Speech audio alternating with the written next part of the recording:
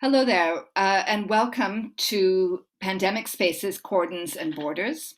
This is a video of a conversation between myself, Leslie Topp, the Professor of History of Architecture in the Department of History of Art at Birkbeck, and my colleague Miloš Kosec. And I'll ask Miloš now to introduce himself and tell us a bit about the project that we'll be talking about. Hi, everyone. Thanks, Leslie. I'm Associate Research Fellow at School of Arts, Birkbeck. And together with Leslie, in this past year, we've been exploring and developing a common project that's entitled Cordon Sanitaire. So we are looking into both the past as well as the present of this concept, of the border, of the measures in place that are designed to prevent the spread of epidemic, and the spatial, especially architectural consequences that cordon sanitaire had, and how it evolved and is still evolving as we speak in 2021. All right, great. Thanks, Miloš. So for the rest of this video, I'll be asking Miloš some questions about the project and expanding further on it. And I'd just like to highlight that this is part of a pair of videos. The other one is called Pandemic Spaces, Homes and Rooms, which you can watch alongside this one. So please have a look at that. Starting out then, Miloš, about you mentioned the cordon sanitaire, or the sanitary cordon. You tell us a bit about the origins of the phenomenon and also the term.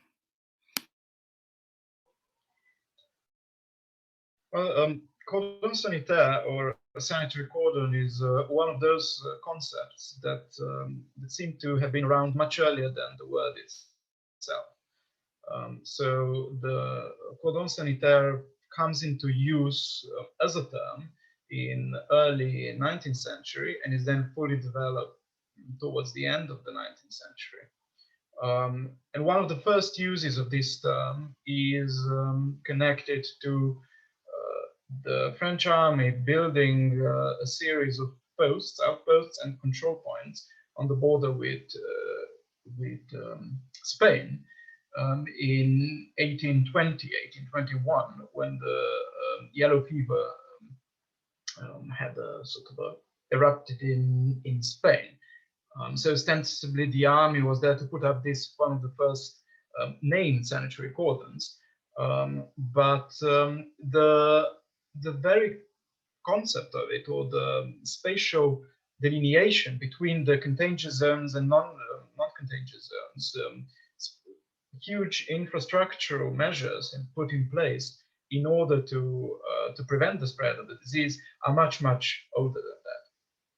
Some of the most impressive ones, like the Habsburg cordon sanitaire on the border with the Ottoman Empire, predates this by more than a century.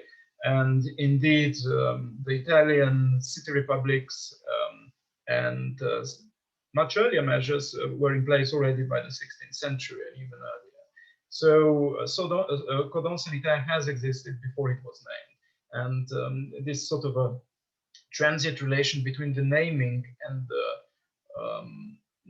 how the measures changed according to technological advancement, but also according to the type of disease and, of course, medical understanding of what's happening, help us to use the cordon sanitaire also as a spatial tool to question differences in societies that encounter diseases, the infectious diseases, but also difference in societies of how they dealt with that, how they identified the spread, and how they articulated and used the space to stop the spread. Thanks. You mentioned the militaire Grenze, or the military frontier between the Habsburg Empire and the Ottoman Empire. Can you tell us more about that, how that functioned, and what the implications are, why you find it particularly interesting for your research? Well, first reason is maybe quite personal. I am from Slovenia. I am also currently based in Slovenia. And as a part of the Habsburg territories already from early on, the Militärgrenze passed quite near to where I'm now, only 100 or so kilometers away, in an area of Republic of Croatia nowadays. But the second is the vastness of it, the dimensions of this infrastructural achievement, in a way, that again has its precursors much earlier on.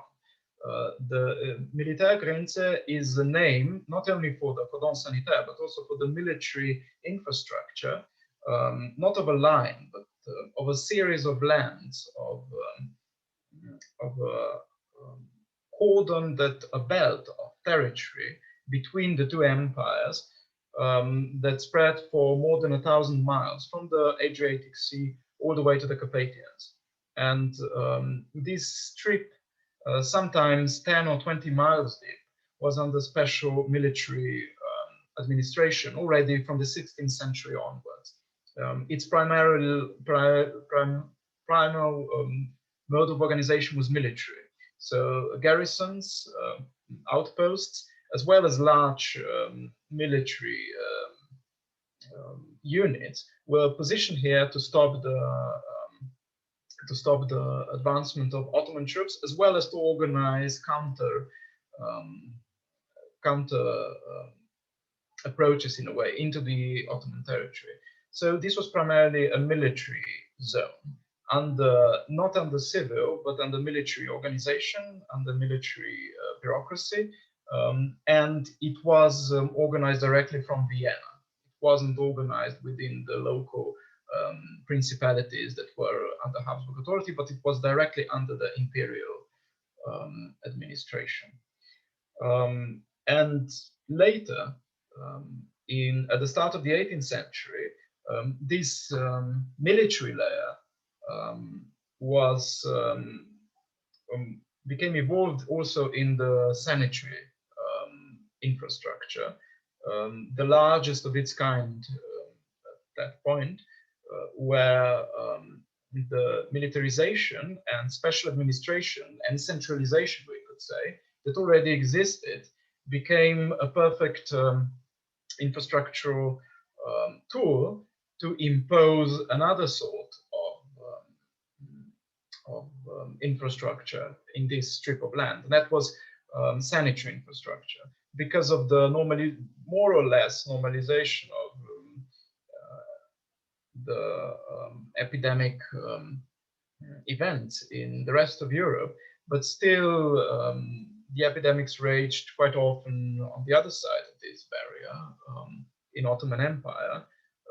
The perceived threat to trade and to human costs in the empire, as well as beyond, were such that the imperial authorities decided to put on this additional layer of medical officers and of army being responsible for quarantining all the traffic, all the trade traffic, as well as other sorts of traffic between the two territories. This wasn't only spatial, not only were there new towers built, sentry towers, medical stations, and infrastructure where traders, trade, and personnel would be able to go different lengths of quarantine. It varied according to the epidemiological situation in the Ottoman Empire, but it was also very strictly regulated with measures. So there is a very well-known travel diary of an English traveler much later than the 18th century. It's at the start of the 19th century, traveling from Europe to the Levant, passing this cordon sanitaire, and stating that if anyone at all would break the very strict rules of quarantine, he would be very carefully shot and carelessly buried, which gives us this special atmosphere of combination of military and medical strictness, as well as emptiness, in a way, of this largely depopulated strip of territory between the two empires. Amazing. Slightly terrifying too.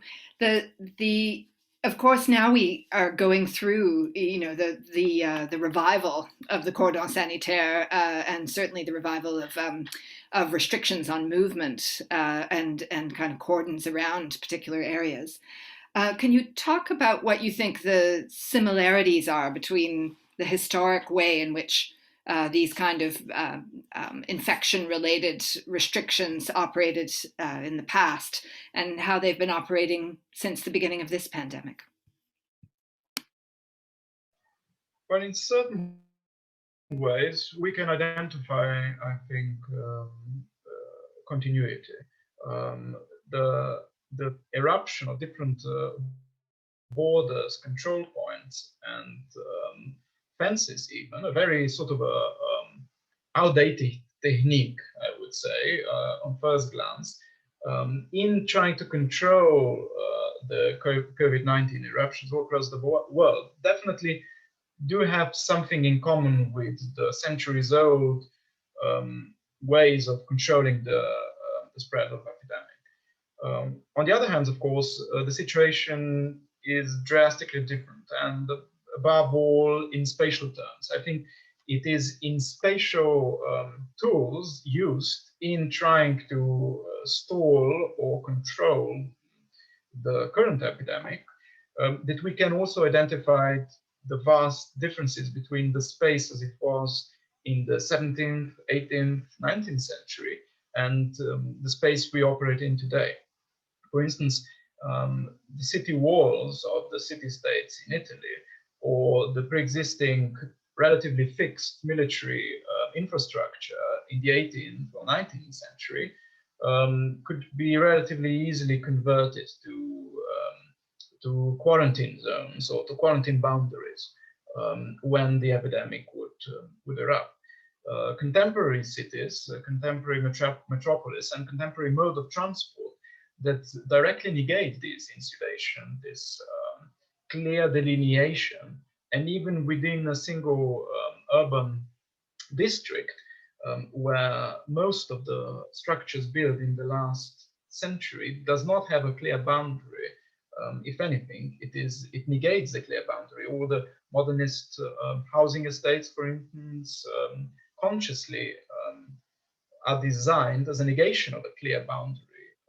And this poses a challenge to anyone trying to clearly delineate a portion of urban territory and try to articulate different spatial rules. It becomes much harder. Of course, here the new technologies enter. In connection with the vanilla technologies of fence, we do have little cordon sanitaires.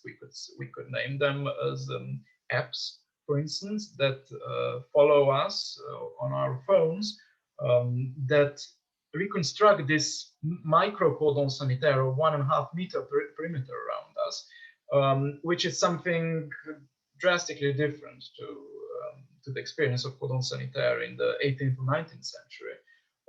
The notion of surveillance has become individualized almost, sometimes even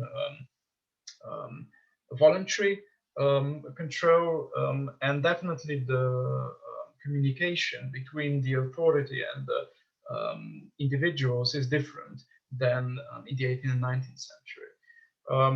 But this particular examples of this are quite interesting as case studies, not only in terms of epidemiological control, but also in terms of spatial analysis. We've been studying within this very interesting evolving project a couple of these different instances where the control of the spread of epidemic sometimes overlapped with some other issues that had nothing to do with epidemic at all. So the groups of people within urban areas that are usually perceived as more mobile, as less secure, as more in connection with risks of getting the infection, were also the ones targeted much more intensely than other groups of inhabitants of cities. So, for instance, that meant that suddenly students or immigrant workers had their already segregated accommodation, sometimes quite literally cordoned off the rest of the city.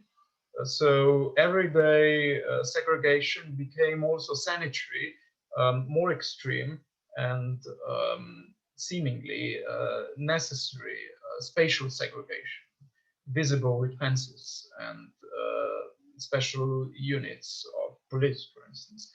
On the other hand, there is also the more direct illustration of the inability of the authorities to control the urban space through so-called rapid